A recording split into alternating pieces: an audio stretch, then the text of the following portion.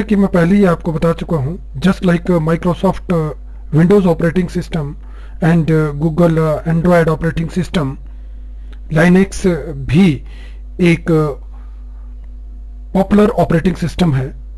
और ये यूं कहें कि Linux is much more secure and powerful operating system. आपको यहां बताना चाहूंगा कि लाइनेक्स इतना सिक्योर और पावरफुल है कि ये आज जो हमारे पास स्मार्ट वॉचेस है उनसे लेकर और एक सुपर कंप्यूटर तक में लाइनेक्स ऑपरेटिंग सिस्टम इंस्टॉल्ड है। तो अब हम थोड़ा सा इसके बारे में जानते हैं कि इसकी डेवलपमेंट कैसे है और किसने की। लाइनेक्स ऑपरेटिंग सिस्टम बेसिकली 1991 में एक स्टूडेंट लाइनेक्स टर्नवर्ल्ड ने, जो कि यूनिवर्सिटी ऑफ हेलसिंकी में फिनलैंड में पढ़ता था, उन्होंने इसकी शुरुआत की। उन्होंने इसकी डेवलपमेंट शुरू की। उन्होंने इसको फर्स्ट ऑफ ऑल अपने पर्सनल यूज के लिए डेवलप किया और बाद में इसको इंटरनेट पर जनरल पब्लिक के लिए डाल दिया। ये ऑपरेटिंग सिस्टम आज फोन्स में यूज होता है, लैपटॉप्स में यूज होता है, कंप्यूटर्स में यूज होता है, कार में यूज होता है, और इवन जैसा कि मैं पहले भी आपको बता चुका हूं कि जो भी ऑटोमेटिक ऑपरेटेड डिवाइसेस हैं, स्मार्ट डिवाइसेस हैं, उनमें लाइनेक्स ऑपरेटिंग सिस्टम इंस्टॉल किया होता है। फोन्स की हम बात करें तो एंड्रॉयड ऑपरेटिंग सिस्टम भी बैकएंड में लाइनेक्स से ही ऑपरेटिंग सिस्टम है। लाइनेक्स की खासियत यह है कि Linux operating system free of cost available है।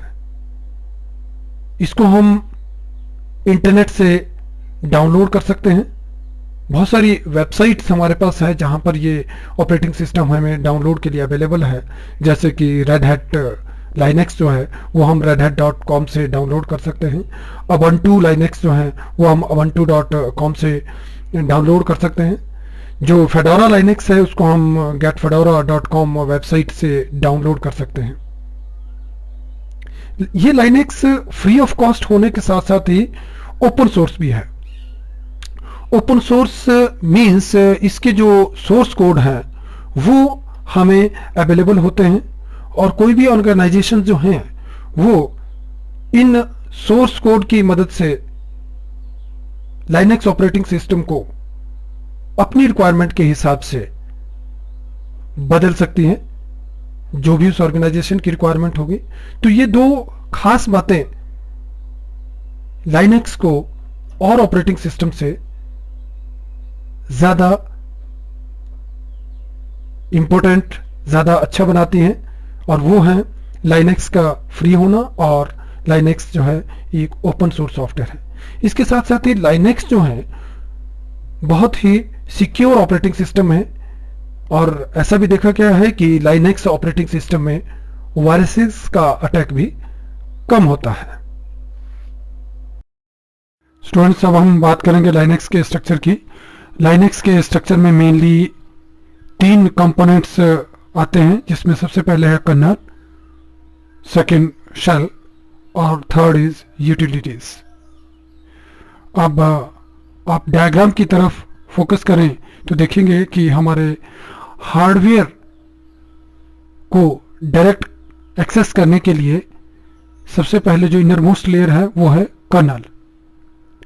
कर्नल में लिखे हुए स्पेशल प्रोग्राम्स डायरेक्टली हार्डवेयर के साथ इंटरेक्ट करते हैं, और इन प्रोग्राम को जो हमारी सेकेंड लेयर है उसमें आते हैं शेल्स।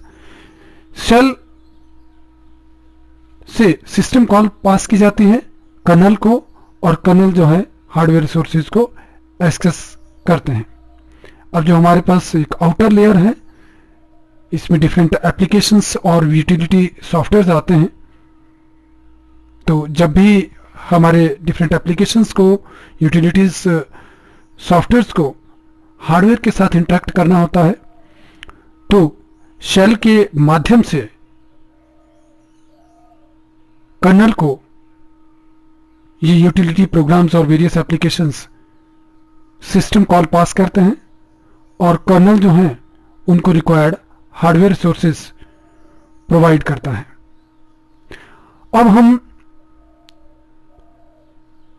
इन तीनों कंपोनेंट्स को सेपरेटली अलग अलग से डिस्कस करेंगे। तो सबसे पहले हम बात करेंगे लाइनक्स कर्नल की।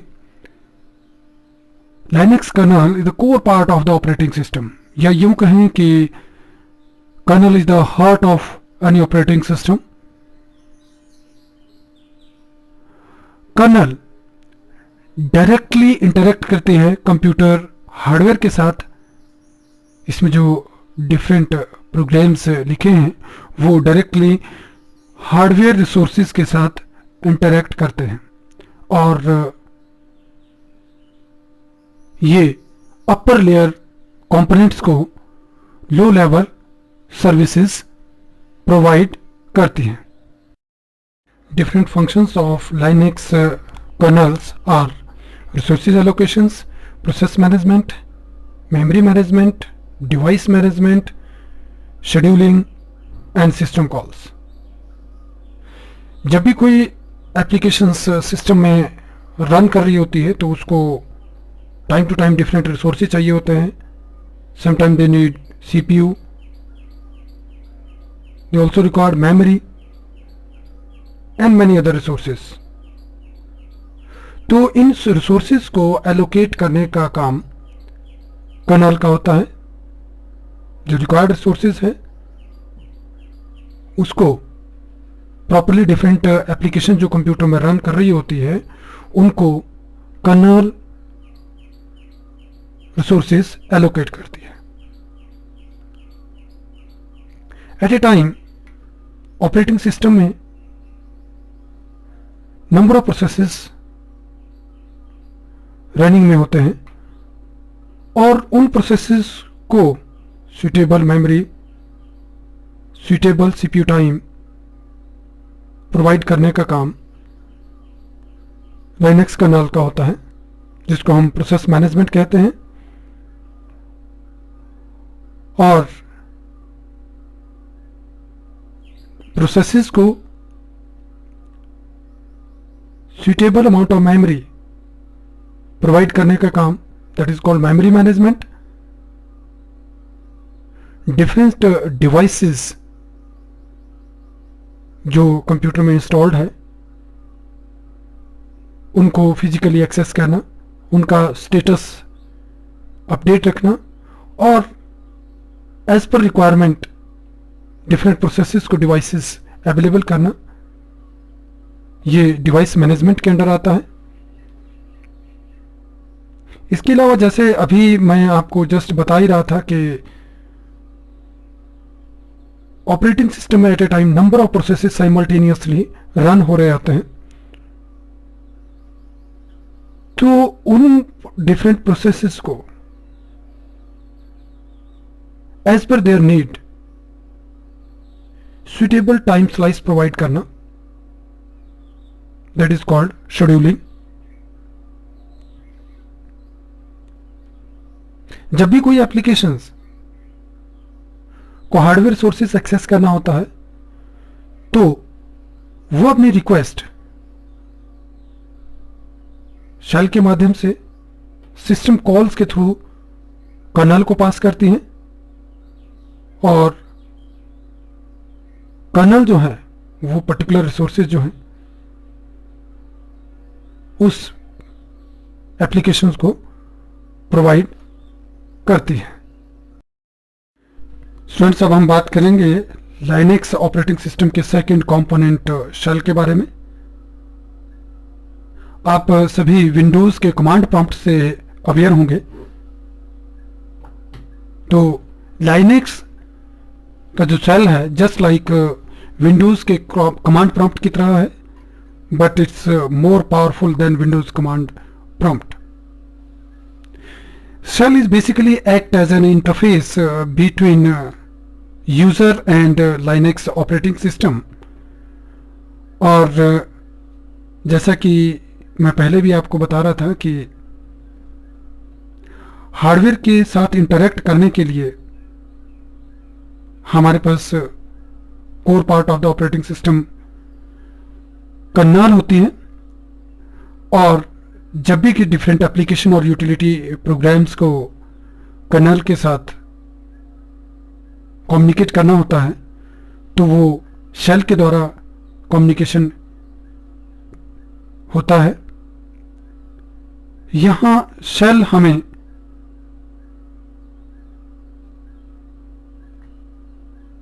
कमांड प्रॉम्प्ट प्रोवाइड करता है, जिसको हम कंसोल भी कहते हैं। जब हम ग्राफिकल यूजर इंटरफेस जो हमारे पास जीनोम या केडी प्रोवाइड किया गया है लाइनेक्स में, उसके थ्रू जब हम शेल प्रॉम्प्ट को एक्सेस करते हैं, हमारे पास डिफरेंट टाइप्स की शेल हैं, और इन शेल प्रॉम्प्ट्स पर जो हम कमांड्स लिखते हैं वो कमांड्स कर्नल्स को पास की जाती हैं, और कर्नल जो है सुटेबल या हार्डवेयर रिसोर्सेज से उन कमांड्स को एग्जीक्यूट करवाता है। डिफरेंट शेल्स के बारे में हम अपनी नेक्स्ट वीडियो में बात करेंगे। अभी हम लाइनेक्स की थर्ड कंपोनेंट्स पर आते हैं। लाइनेक्स में थर्ड कंपोनेंट्स है यूटिलिटीज। जैसा कि आप डायग्राम में देख पा रहे हैं, utility programmes like compilers and other system softwares आते हैं, और इसके अलावा जो डिफरेंट एप्लीकेशंस जो यूज़र को चाहिए होती हैं, वो जब भी कंप्यूटर हार्डवेयर को एक्सेस करना चाहते हैं तो वो शेल प्रॉम्प्ट के माध्यम से कर्नल को सिस्टम कॉल पास करती है, और कर्नल जो है उनको सुटेबल हार्डवेयर रिसोर्सेज प्रोवाइड करते हैं। यूटिलिटी प्रोग्राम यूजर के डिफरेंट प्रोग्राम्स को आसान बनाते हैं। यूटिलिटी प्रोग्राम्स के थ्रू ही जो हमारे यूजर की डिफरेंट एप्लीकेशंस होती हैं वो इजीली वर्क कर पाती हैं। Different examples of utility programs are compiler, assembler, editors etcetera. आज की इस वीडियो में जो हमने टॉपिक डिस्कस किया उसको एक बारी रिकैप कर लेते हैं। Linux is an operating system which was developed by Linus Torvalds in 1991. Linux एक ओपन सोर्स और फ्री सॉफ्टवेयर है। इसके मेन कंपोनेंट्स है kernel, shell and utilities. Kernel which is the core part of the operating system, directly interact करता है hardware के साथ। दूसरा कंपोनेंट है shell which act as an interface between user and Linux operating system, and at last third component है utilities which make user programs more easier to work with them. Students, आज की video हम यहीं close कर रहे हैं, और अब हम अगली वीडियो में डिस्कस करेंगे advantages of Linux। Thank you.